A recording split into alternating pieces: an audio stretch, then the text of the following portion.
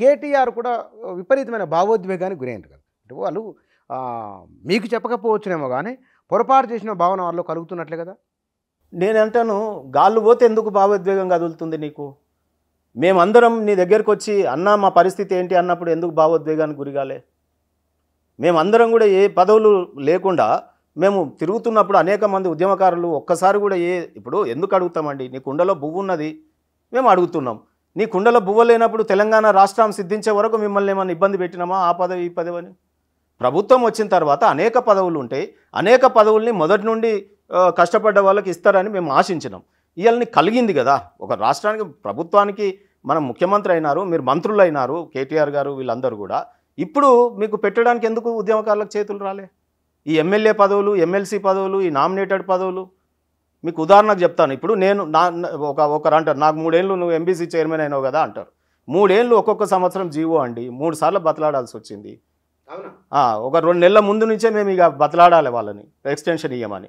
అదే నాతో టీవీలో తిట్టినటువంటి వాళ్ళు, మీకు పేర్లతో సహా చెప్తాను ఈరోజు, రావుల శ్రీధర్ రెడ్డి గారు, క్రిషాంక్ గారు, వేరే పార్టీల జెండల్ దళగా పెట్టి వచ్చిన వాళ్ళు అందరినీ ఇవాళ టాప్ ప్రియారిటీ చేసి మీడియా కమిటీలలో వేసి వాళ్ళే టీవీలలో కనిపించి ఇవాళ వాళ్ళకు 3 ఏళ్ళు మాకు 3 ఏళ్ళు ఇస్తే ఎవరు గొప్ప, ఎవరు ఇది? ఏంది ఈ పరిస్థితి పార్టీకి? ఇప్పటికి కూడా అంతే. ఏదైనా ప్రెస్ మీట్ పెట్టాలన్నా మాలాంటి వాళ్ళకి అసలు అవకాశమే ఉండదు అక్కడ. భవన్లో రానే అంటే ఏమి ఇయ్యరా మీకు అవకాశం? అసలు ఉంటే కదా. ఇప్పుడు 30 ఏళ్ళు అయింది నేను టీవీలలో మాట్లాడబట్టి. మీకు నచ్చుతుంది కానీ వాళ్ళకి నచ్చట్లేదు.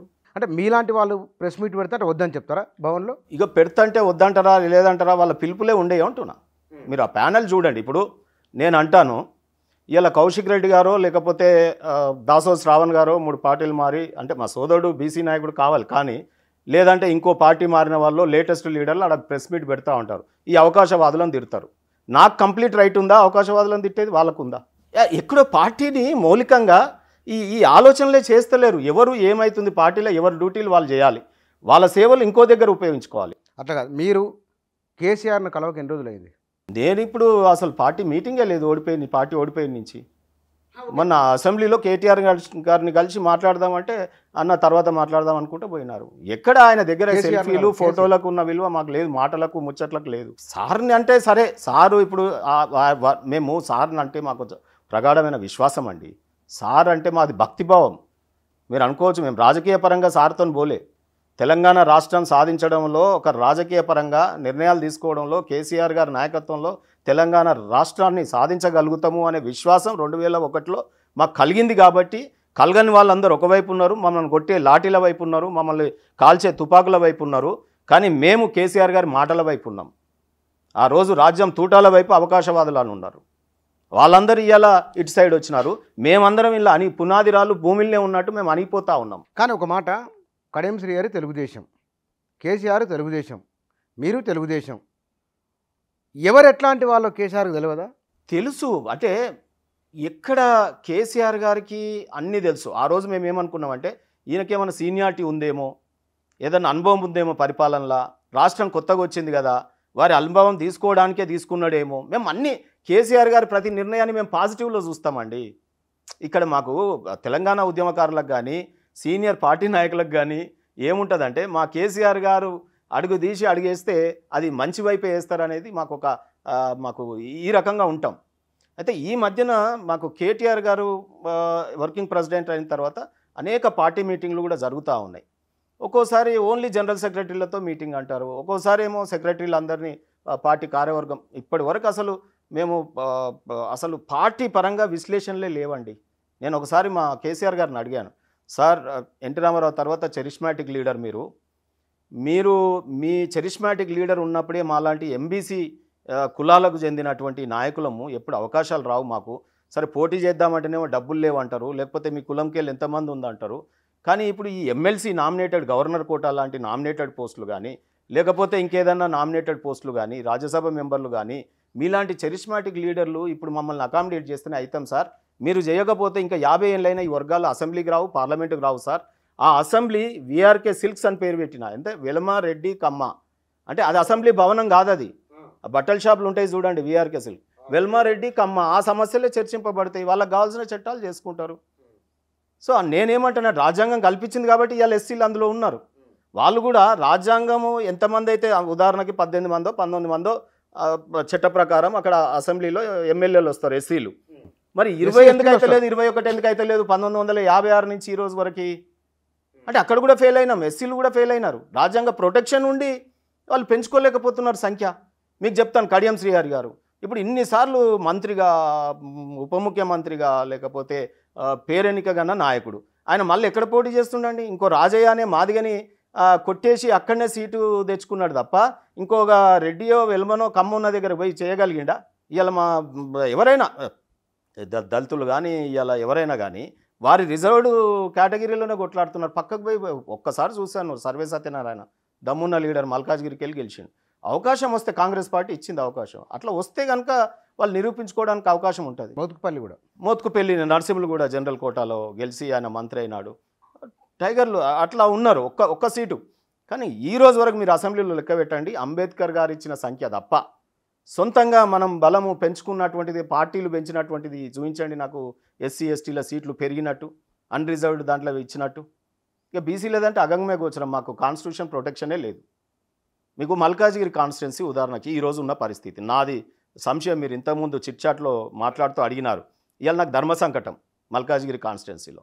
ఏమని? ఒకవైపు ఏమో నేను ఉద్యమకారుణ్ణి, 2001 నుంచి పార్టీలో ఉన్న టీఆర్ఎస్లో, మరి ఈరోజు స్టేట్ సెక్రటరీని, మరి ఒక ఎంబీసీ చైర్మన్గా కూడా పనిచేసిన, బీసీల పట్ల నేను పనిచేసిన. నాకు ఒక బీసీ సంఘం ఉంది, నాకు ఒక కుల సంఘాలు ఇవి ఉన్నాయి. మల్కాజ్గిరిలో నిన్న నాకు కాంగ్రెస్ పార్టీ టికెట్ ఇవ్వలేదు, అయ్యో మొర్రో అని టీవీల ముందు ఏడ్చిన ఆయనని మీరు ఆయన దగ్గర ఏదో బలం ఉందని మల్కాజ్గిరిలో తీసుకొని ఎన్నికల ముందు ఆగమేఘంగా తీసుకొని ఆయనని ఈరోజు ఎంపీ క్యాండిడేట్గా మనకు పంపిరు. ఇవాళ నా వాదానికి నేను ఒక బీసీలు గెలవాలి, రాజ్యాధికారంలోకి రావాలని పోరాడే వ్యక్తికి ఇవాళ లక్ష్మారెడ్డి గారికి నేను ఎట్లా పనిచేయాలి? లేదు ఉద్యమకారుడా, పోనీ ఉద్యమకారుడు కాదు, పోనీ పార్టీలో సీనియరా, ఒక 9వ 10లో చేసిండా, ఎప్పుడన్నా కేసీఆర్ గారి విధానాలను నచ్చి పనిచేసినవుడా? ఇప్పుడు 10 రోజులైంది కదా ఆయన పార్టీ మారి.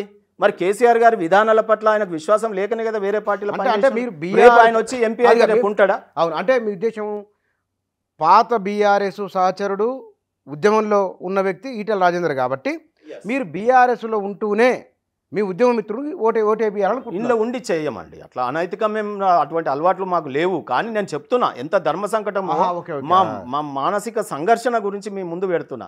ఇవాళ ఆయన ఉద్యమకారుడు, ఒక బీసీ. మరి నేను ఏం చేయాలి? ఇన్ని రోజులు బీసీలు రావాలి, బీసీలారా మీరు ఏకంగా అండి, మన ఓట్లు మనం వేసుకోవాలి, మన బీసీలందరూ రాజ్యాధికారంలోకి రావాలి, మనకు కులగణన రిజర్వేషన్ కావాలి, చట్టసభలో రిజర్వేషన్ కావాలని పోరాటం చేస్తే రాష్ట్రం అంతా. ఇవాళ మా పార్టీ ఏమో నిన్న మొన్న వచ్చిన పార్టీ లక్ష్మారెడ్డి గారికి ఇచ్చే, కాంగ్రెస్ పార్టీ ఒక రెడ్డికి నిన్న మొన్న మాకు ద్రోహం చేసి వెళ్ళిపోయిన ఆమెకే ఇచ్చే. మరి వాళ్ళిద్దరికంటే ఎవరు ఇక్కడ మిన్న అనేది ఎట్లా చేయాలి చెప్పు? నిన్న కేటీఆర్ అనే ఆస్కార్ స్థాయి నటులు అన్నాడు కదా, మరి ఇప్పుడు ఎవరు నటులు? మీరు నా కాన్స్టిట్యున్సీ వరకు నేను పరిమితమై మాట్లాడుతున్నా. మల్కాజ్గిరి మీరు ఏ కాన్స్టిట్యున్సీ తీసుకున్నాక ఈ రకంగా నిర్ణయం, రేపు లక్ష్మారెడ్డి గారు గెలుస్తారు అనుకుందాం, మేము మా సార్ నిర్ణయం కాబట్టి మేము గెలిపిస్తాం. మీరు ఇప్పుడు మాట్లాడేటోళ్ళంతా అక్కడక్కడ ఒకరిద్దరు మాట్లాడుతున్నారు మీలాగా. ఇప్పుడు చాలా మంది ఇది కూడా చెప్పట్లేదు, మరి మౌనంగా మంచి ఉద్దేశంతో చెప్తున్నాం. అవును, మంచి ఉద్దేశంతోనే, మంచి ఉద్దేశాన్ని కూడా బలంగా వ్యక్తీకరించే వాళ్ళ సంఖ్య ఏళ్ల మీద పెట్టేంతనే ఉంది. ఇప్పటికీ చెప్పడం లేదు. నిజము చెప్పకపోతే గనక ఎవరైనా మునగవలసిందే. బీఆర్ఎస్కు డ్యామేజ్ జరిగింది. మీలాంటి మీరు ఇంకా ముందు నుంచి ఎందుకు చెప్పలేదు ఇంత గట్టిగా వాయిస్? ముందు నుంచి కూడా అవకాశం ఉంటే ఎక్కడైనా ఆ వసతి కల్పిస్తే చెప్తామండి. ఇప్పుడు ఈరోజు ఇక్కడ మాట్లాడాల్సిన పరిస్థితి ఏంటి? ఎగ్జాస్ట్ అయ్యి చెప్పడమే. ఇప్పుడు గాలిని బంధించగలుగుతామా? ఉక్కపోతాయి ఎక్కడో దగ్గర నుంచి బయటపడుతుంది. ఏం చేద్దాం చెప్పండి. మరి మా ఇప్పుడు ఇది మొదటి నుంచి పార్టీలో ఉన్న వాళ్ళకేమో ఈ కర్మ. ఇప్పుడు మాలాంటి వాళ్ళం పార్టీలు మారట్లేదు. నిజంగా మారాలంటే ఎవరు మారాలండి? ఈరోజు అవకాశాల కోసం. ఇందులో అవకాశాలు రానోడు దీని మీద కోపంతోనే వెళ్ళిపోవాలి. ఇలా అవకాశాలను పొందినోడే పోతున్నాడు అవతలికి. అవును, అక్కడ తీసుకుంటోళ్ళు కూడా నేను గతంలో చెప్పిన మా పార్టీకి, నేను అంటే నేరుగా మా నాయకుడికి చెప్పకపోయినా, పార్టీ కార్యవర్గ సమావేశంలో చెప్పకపోయినా, బయట చిట్చాట్లో ఎమ్మెల్యేలందరికీ కానీ లేకపోతే మామూలుగా మా సీనియర్ నాయకులతో కానీ మాట్లాడేటప్పుడు ఈరోజు మనం ఫిరాయింపులు చేస్తున్నాం, నేటి ఫిరాయింపులే రేపటి పిరంగులై మన మీదకే వెళ్తాయి అన్న. ఎవరితో అన్నారు? చాలామంది. ఒకసారి మీడియాలో కూడా అన్న, ఫిరాయింపులు నాకు వ్యతిరేకం, నేను వ్యతిరేకం స్వతహాగా, నా క్యారెక్టర్ని చంపుకోను, సరే పార్టీల పేరుతో రాజకీయాల పేరుతో. సో నేటి ఫిరాయింపులు రేపటి పిరంగులై వెళ్తాయి మన మీదకి అన్న. ఈరోజు అది జరిగింది కదా. ఆ రోజు ఫిరాయించి వచ్చిన వాళ్ళందరూ ఇలా మా మీదకి పిరంగులై వెళ్తున్నాయి. మళ్ళీ అవతలికి పోయి తీరుతున్నారు. రేపు నేను కాంగ్రెస్ పార్టీకి చెప్తున్నా, నేటి ఫిరాయింపులే రేపు ఫిరంగులే వెళ్తాయి మీ మీదికి, మళ్ళీ రేపు వచ్చే దాంట్లోకి పోతారు.